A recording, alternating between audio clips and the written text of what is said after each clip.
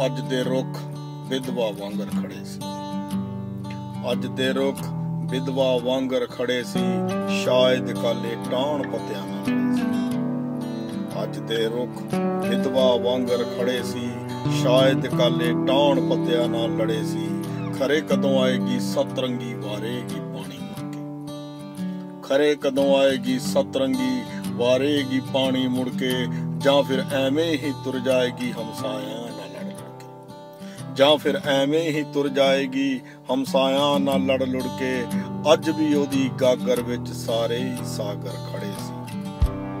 ਅੱਜ ਵੀ ਉਹਦੀ ਗਾਗਰ ਵਿੱਚ ਸਾਰੇ ਹੀ ਸਾਗਰ ਖੜੇ ਸੀ, ਸ਼ਾਇਦ ਕੱਲ੍ਹ ਟਾਹਣ ਪੱਤਿਆਂ ਨਾਲ ਖੜੇ ਸੀ। ਅੱਜ ਦੇ ਰੁੱਖ ਵਿਧਵਾ ਵਾਂਗਰ ਖੜੇ ਸੀ। ਦਰਿਆਈ ਘੋੜੇ ਲੱਭਣ ਛਾਵਾਂ ਵਿੱਚ ਪਤਝੜ। ਦਰਿਆਈ ਘੋੜੇ ਲੱਭਣ ਛਾਵਾਂ ਵਿੱਚ ਪਤਝੜ ਦੇ, ਸਾਡੇ ਬੁੱਲ ਤਰਿਹਾਏ ਮਾਸ਼ਕਾਂ ਚੋਈਆਂ ਅੱਜ ਬਲ ਬਲ। ਦਰਿਆਈ ਘੋੜੇ ਲੱਭਣ ਛਾਵਾਂ ਵਿੱਚ ਪਤਝੜ ਦੇ, ਸਾਡੇ ਬੁੱਲ ਤਰਿਹਾਏ ਮਾਸ਼ਕਾਂ ਚੋਈਆਂ ਅੱਜ ਬਲ ਬਲ ਕੇ। ਸੁਣ ਪੱਤਿਆਂ ਦੀਆਂ ਤਾੜੀਆਂ ਜੋ ਕੱਲ ਘਰਾਂ ਨੂੰ ਮੁੜੇ ਸੀ, ਸ਼ਾਇਦ ਕੱਲ ਟਾਹਣ ਪੱਤਿਆਂ ਨਾਲ ਲੜੇ ਸੀ। ਅੱਜ ਦੇ ਰੁੱਖ ਵਿਧਵਾ ਵਾਂਗਰ ਖੜੇ ਸੀ। ਅੱਜ ਦੇ ਰੁੱਖ ਵਿਧਵਾ ਵਾਂਗਰ ਖੜੇ ਸੀ।